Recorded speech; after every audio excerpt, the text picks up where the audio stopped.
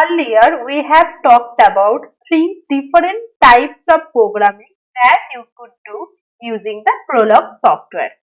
Today, it will be about our fourth program, where some facts will be there, and based on that fact, you need to conclude certain results. That is, certain queries will be given to you, and you have to find the answers of those queries based on the facts given. The facts can be anything that is related to temperatures, related to age, related to any other information. Here, the facts will be about the weather. Like, that is, suppose one city is hot in summer. That could be one fact. Another can be that Los Angeles is warm in winter. So that is, for two different cities, their weather condition at different time of the year or during different seasons, that has been mentioned.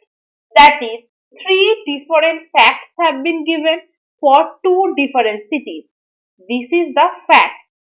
Now, based on the fact, that is three different types of facts given to you, you need to conclude the results of two queries. That is, one query is which city is hot in summer, another query is which city is hot in summer and warm in winter.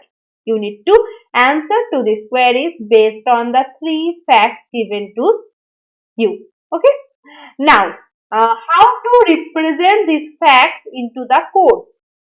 So for that, the code is that you are specifying the weather. So weather, then within the first bracket, we are specifying the name of the city. Just check, for each of the case, we are specifying the name of the city. Right? Then comma, then the weather condition, that is it is hot or it is warm. So hot or warm, that is given, that is the weather condition after the comma. Then after the comma, the season, that is whether it's a summer or it's a winter, that has been specified. And then after the closure of the first bracket, full stop has been given. So this is how you need to represent the code for each of the facts. That is, the weather will be, and then the city name, the condition of the weather, and the time of the season.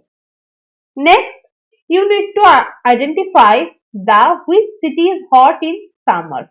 So weather, then X, that is capital X. So that means you need to find out the value of this capital X, comma, hot, comma, summer. Okay. Now, another thing, that is which city is hot in summer and warm in winter. You need to represent this and. How you can represent this and? You can represent this and using a comma. If there is a and statement, you need to write a comma over here. Then weather, then capital X, that is you need to find out the value of this particular city, then warm, then winter. So this is how you are representing the facts and representing the query. Now, how to run this code? You can write down this code in a notepad. That is exact same over here in a notepad. Now, what do we need to do? We need to save this particular file in the directory with the extension of .pl. So, our file name is prog4.pl. So, after that, we are going to get this particular file over here, that is the prog4.pl. So it has been already taken in the GNU Prolog format. So you can check from this particular icon. So how to open that in GNU Prolog? It's very simple. Just double click on that particular file and open the GNU Prolog console. And you can check over here that file is already compiled. And the extension of the file and the name of the file is prog4.pl. It is compiled and there is no error. Now you need to type it down the queries over here, right? So what I am going to do, I am just going to copy and paste this. So I am just copying this query.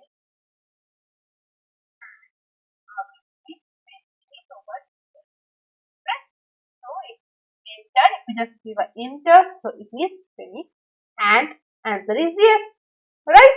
So that is the correct answer. Next, another query you need to find out this. So whatever I'm going to do, I'm just copying it and I'll be pasting it.